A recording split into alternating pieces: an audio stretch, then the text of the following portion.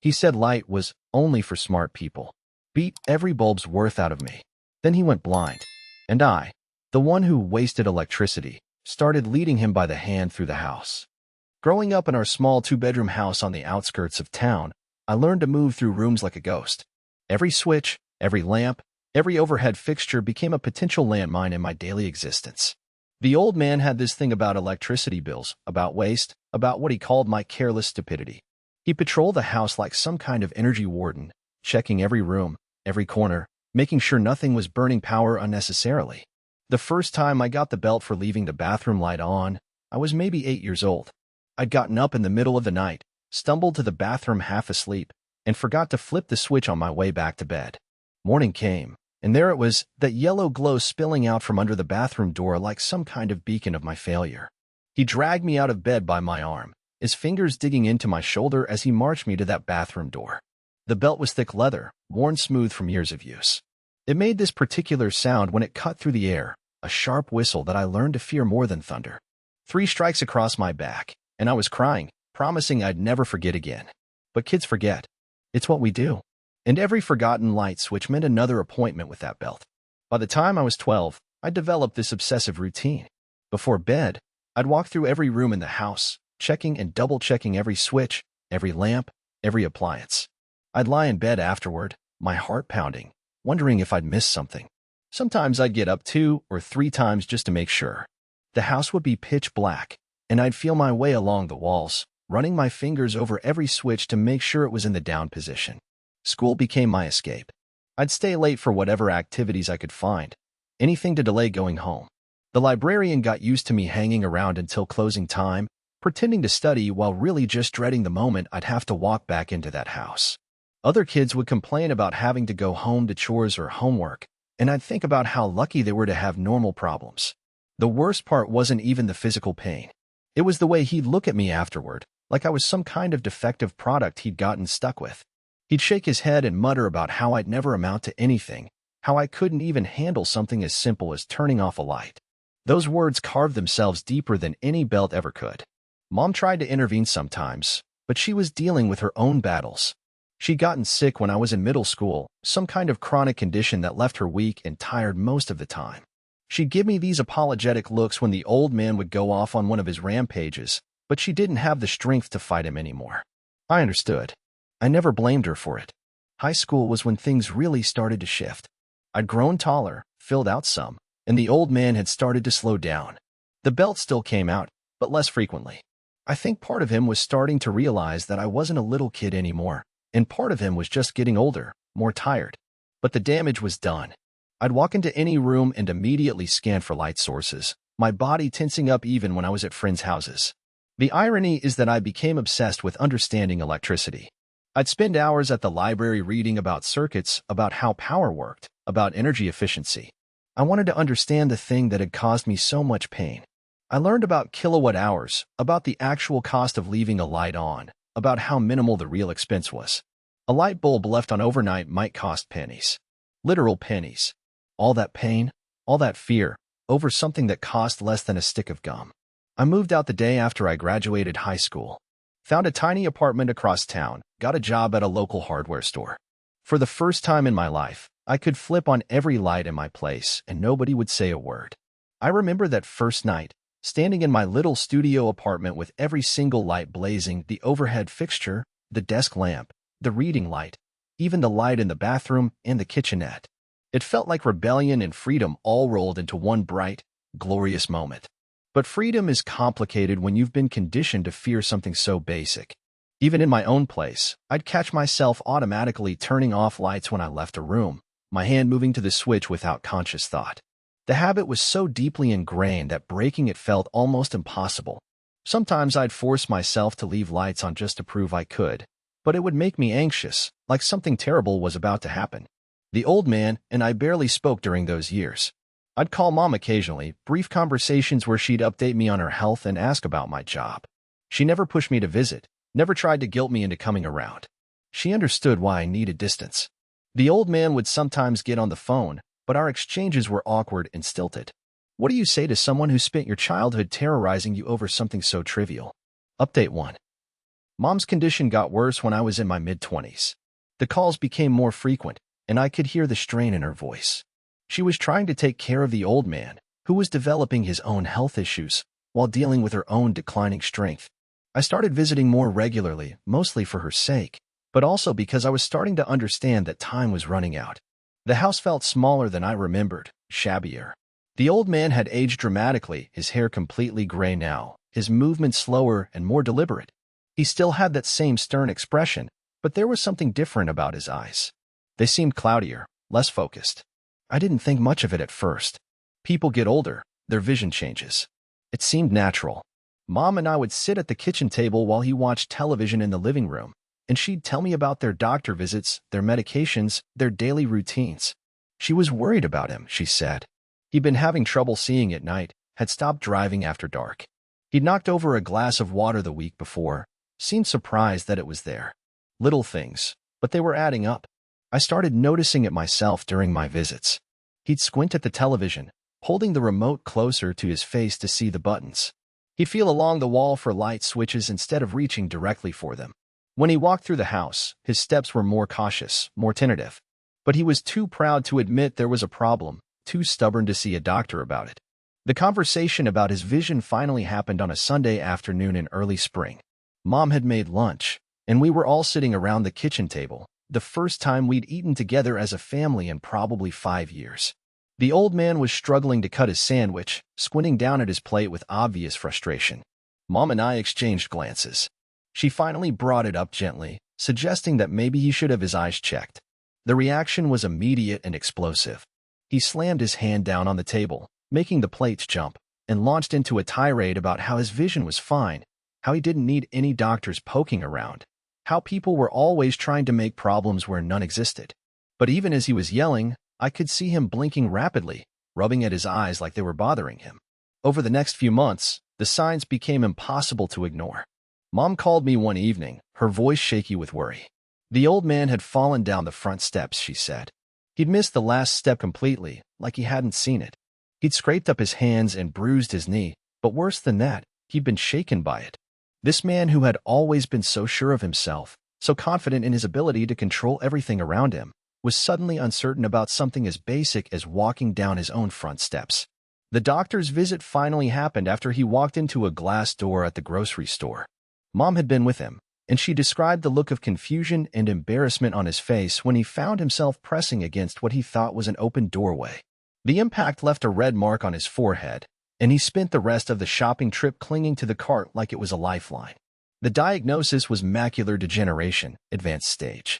The doctor explained it in terms that were both clinical and devastating. The central part of his vision was deteriorating, leaving him with only peripheral sight that would continue to decline. There were treatments that might slow the progression, but the damage already done was irreversible. Within a year, maybe 2, he would be legally blind. I was there for that appointment, sitting in the small examination room while the doctor drew diagrams and showed us pictures of healthy retinas versus damaged ones. The old man sat in the chair next to the examination table, his hands gripped tight on the armrests, his face a mask of controlled fury. This was a man who had spent his life demanding control over every detail, who had beaten his son for something as simple as leaving a light on, and now he was losing the most basic control of all, the ability to see. The ride home was silent except for the sound of Mom crying softly in the passenger seat. The old man stared straight ahead through the windshield, his jaw clenched tight.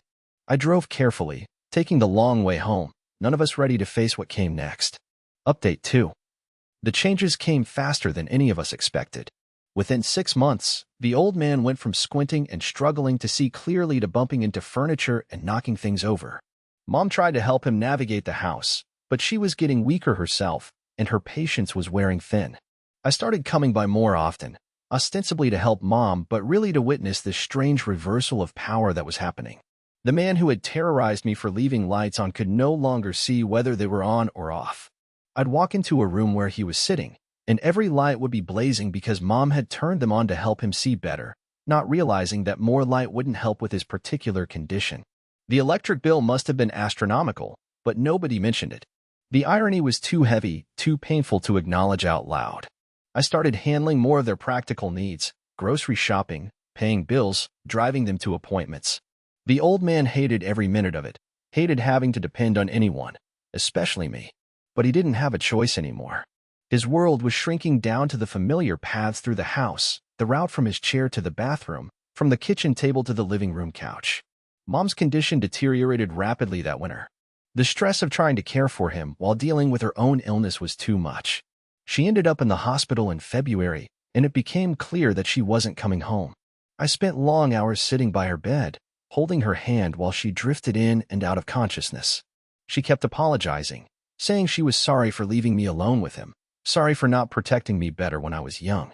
I told her not to worry about it, that I understood she'd done her best. But the truth was, I was terrified. The idea of being alone with the old man, of being responsible for someone who had made my childhood a nightmare, felt like some kind of cosmic joke. The universe was asking me to take care of the person who had taught me to fear something as basic as flipping a light switch. Mom died on a Tuesday morning in March. I was there, holding her hand when she stopped breathing. The old man was at home. He couldn't navigate the hospital, couldn't handle the unfamiliar environment. I had to drive home and tell him that his wife of 37 years was gone. He took the news sitting in his chair in the living room, his hands folded in his lap, his sightless eyes staring at nothing. He didn't cry, didn't react visibly at all. He just nodded once and asked when the funeral would be. The funeral was small, just a few relatives and some neighbors. The old man needed my arm to walk to the grave site, needed me to guide him to his chair, needed me to help him back to the car afterward. People kept coming up to offer their condolences, and I had to facilitate every conversation because he couldn't see who was talking to him. It was exhausting and surreal, playing the role of caregiver to someone who had never shown me an ounce of care. After the funeral, we drove home in silence. I helped him into the house, made sure he was settled in his chair, and then I stood in the kitchen trying to figure out what came next. I could leave. I could pack up Mom's things, sell the house, find him some kind of assisted living facility. I could walk away and never look back, and probably nobody would blame me for it. But I couldn't do it. Maybe it was guilt. Maybe it was some twisted sense of duty. Maybe it was just that I'd already lost too much and couldn't handle losing anything else. Whatever it was, I found myself moving my things back into my childhood bedroom, setting up a routine that would let me take care of someone who had never taken care of me. The daily reality of living with him was strange and complicated. He needed help with almost everything: cooking, cleaning, managing his medications, navigating the house safely. I installed grab bars in the bathroom, removed loose rugs that might trip him up, arranged his furniture so he could move between rooms without obstacles. I became his eyes, describing what was on television, reading him the mail, helping him dial phone numbers. The light switches became a daily irony that neither of us mentioned. I'd walk into rooms and flip on lights automatically, forgetting that it didn't matter anymore whether they were on or off. He couldn't see them either way. Sometimes I'd catch myself turning off lights when I left a room, that old trained response still alive in my muscle memory. Other times I'd leave them blazing, a small act of rebellion that only I could appreciate. He never apologized for any of it. Not for the belt, not for the fear, not for making me terrified of something so basic and necessary. We'd sit across from each other at the dinner table, and he'd eat the food I'd prepared in silence, his hands feeling carefully for his glass, his fork, his napkin. Sometimes I'd watch him struggle with simple tasks and feel a mixture of pity and satisfaction that made me uncomfortable. Update 3. The first major crisis came about 6 months after Mom died. I woke up one night to the sound of something crashing in the kitchen. I rushed downstairs to find the old man standing in the middle of broken glass and spilled milk, his pajamas soaked, his face showing the first real vulnerability I'd ever seen from him. He'd gotten up to get a drink and had knocked over a pitcher, then stepped in the glass trying to clean it up. His feet were bleeding, and he was shaking not from pain, but from frustration and helplessness. I cleaned up the mess, bandaged his cuts, and helped him back to bed. He didn't say anything, but I could feel the weight of his dependence settling over both of us like a heavy blanket. After that night, I started checking on him more frequently. I'd get up once or twice during the night to make sure he was okay, to make sure he hadn't fallen or gotten confused. My sleep became light and fragmented, constantly listening for sounds of trouble. It reminded me of when I was a kid, lying awake listening for his footsteps, wondering if I'd forgotten to turn off a light somewhere. The routine we developed was careful and precise. I'd guide him through his morning routine, prepare his breakfast, set out his medications. I learned to describe everything in detail: what was on his plate, where I'd placed his coffee cup, what the weather looked like outside. He never asked for these descriptions, but he'd listen intently, and I could tell he was creating a mental map of his surroundings based on my words. We had our first real conversation about the past on a rainy Thursday afternoon in October. He was sitting in his chair by the window, listening to the rain against the glass, and I was reading him the newspaper. There was a story about electricity costs rising, and something about it made him pause. He started talking about the old days, about how tight money had been when I was growing up, how every penny mattered. He talked about his own father, who had been even stricter, even more demanding. He talked about fear, not his fear, but the fear he thought he needed to create in me to make me responsible, to make me careful. It wasn't an apology, exactly. It was more like an explanation, a glimpse into the reasoning that had driven him to terrorize a child over light switches and electric bills. He talked about growing up during harder times, when waste really could mean the difference between comfort and hardship. He talked about wanting to prepare me for a world that wouldn't tolerate carelessness. I listened without interrupting, without commenting. Part of me wanted to yell at him, to tell him about the years of therapy I'd never gotten, about the relationships I'd struggled with because I'd been conditioned to expect punishment for the smallest mistakes.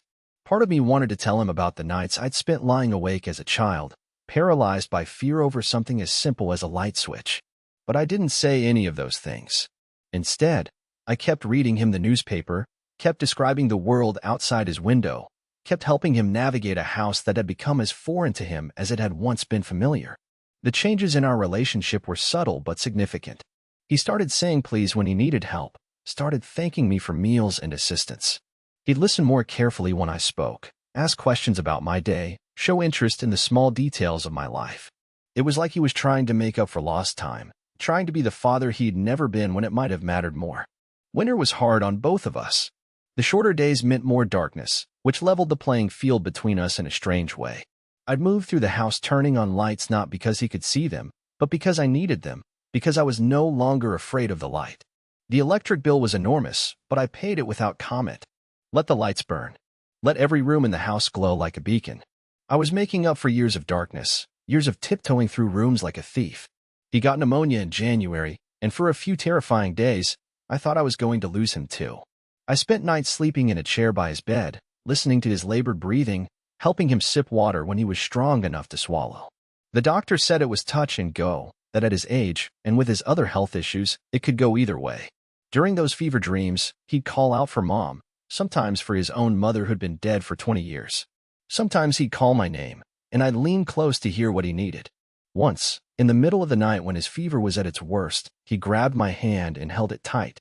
His skin was hot and dry, and his grip was surprisingly strong. He whispered something I couldn't quite make out, and when I asked him to repeat it, he said it again. I'm sorry. Just those 2 words, barely audible, but they hit me like a physical blow. I sat there in the dark, holding the hand of the man who had caused me so much pain, and felt something inside me shift and settle. He recovered from the pneumonia slowly, taking weeks to regain his strength. During his recovery, our conversations became longer, more meaningful. He'd tell me stories about his childhood, about meeting Mom, about the early years of their marriage. He'd ask about my life, about my dreams, about whether I'd ever thought about having a family of my own. These weren't conversations we'd ever had before. For most of my life, our interactions had been limited to his criticism and my attempts to avoid it. Now, sitting in his room while he recovered, we were talking like 2 adults who actually cared about each other. It was strange and uncomfortable and oddly healing. Final update. Spring brought new challenges and unexpected moments of grace.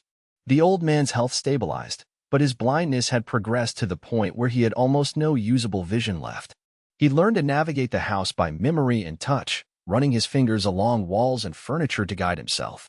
I'd rearranged things to make it easier for him, creating clear pathways and removing obstacles. One evening in April, I was helping him get ready for bed when he suddenly stopped and turned toward me. His eyes couldn't focus on my face anymore, but he was looking in my direction with an intensity that made me uncomfortable. He reached out and found my arm, his fingers gripping with that same strength he'd shown during his illness. He stood there for a long moment, like he was trying to find the right words for something he needed to say. Then he spoke, his voice quiet but clear. Thank you for not leaving me. The words hung in the air between us, carrying the weight of everything we'd been through, everything we'd never said to each other. I could have responded with anger, could have reminded him of all the reasons I had to leave, all the ways he'd failed me when I needed him most. I could have told him about the fear he'd instilled in me, about the years it had taken to feel safe in my own skin. Instead, I stood there in the hallway of our childhood home, surrounded by the warm glow of lights that no longer held any power to frighten me, and I didn't say anything at all.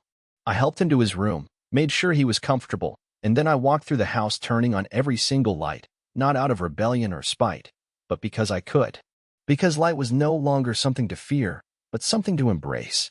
The house blazed with brightness that night, every room illuminated like a celebration. The electric bill would be astronomical, but I didn't care. I sat in the living room surrounded by light, thinking about forgiveness and time and the strange ways that life can circle back on itself. He never asked me to forgive him, and I never offered it explicitly. But something had shifted between us in those final months, something that felt like understanding if not quite reconciliation. We were two damaged people who had hurt each other in different ways, trying to find some peace in the time we had left. The old man lived for 2 more years after that night. 2 years of daily routines, of me serving as his eyes and his guide through a world he could no longer see. 2 years of gradual conversations that slowly filled in the gaps of our relationship, painting a more complete picture of who we both were beyond the roles of victim and abuser. He died peacefully in his sleep on a warm summer morning, and I found him when I went to wake him for breakfast. He looked smaller in death, less imposing than the figure who had loomed so large in my childhood nightmares. I sat with him for a while before calling the authorities, just the two of us in the quiet house with the morning sun streaming through the windows. At his funeral, people talked about him as a hard-working man, a devoted husband, someone who'd done his best during difficult times. They weren't wrong, but they weren't telling the whole story either. The truth was more complicated than that, messier and more painful and ultimately more human. I kept the house for a few months after he died, unsure what to do with it. Sometimes I'd walk through the rooms, remembering different versions of myself at different ages, the terrified child creeping through darkness, the angry teenager desperate to escape, the reluctant adult learning to care for someone who'd never cared for him properly. Eventually, I sold the house to a young family with small children. Before I handed over the keys, I walked through it one last time, flipping on every light switch, filling every room with brightness. The new owners would probably think I was crazy, leaving all the lights on for them to discover. But it felt like the right way to say goodbye. I moved back to my own place across town, and for the first time in years, I had complete control over my environment again. But the habits I developed during those years of caregiving stayed with me. I still moved carefully through rooms, still paid attention to details, still treated my living space with a kind of reverence that had nothing to do with fear. The lights in my apartment burn whenever I need them to, without guilt or anxiety or the ghost of punishment. I flip switches without thinking, leave lamps on when I go out, fall asleep with the television glowing. These simple freedoms feel like victories, small daily triumphs over the fear that once controlled so much of my life. Sometimes I think about what he said that night, "Thank you for not leaving me." I think about the choice I made to stay, to care for someone who had caused me so much pain. I'm still not sure why I did it. Whether it was love or duty, or just the inability to abandon someone who needed help. Maybe it doesn't matter why. Maybe what matters is that I did stay, that I became his eyes when he lost his sight, that I helped him navigate a world that had become dark and unfamiliar. Maybe what matters is that we found some kind of peace together, even if it came too late to erase the damage that had been done. The house is gone now, sold to people who will fill it with new memories, new stories, new relationships between parents and children. But sometimes, when I'm falling asleep in my own bed, I think about all those lights burning bright in the darkness, and I smile. The fear is gone. The light remains. And that, somehow, feels like enough.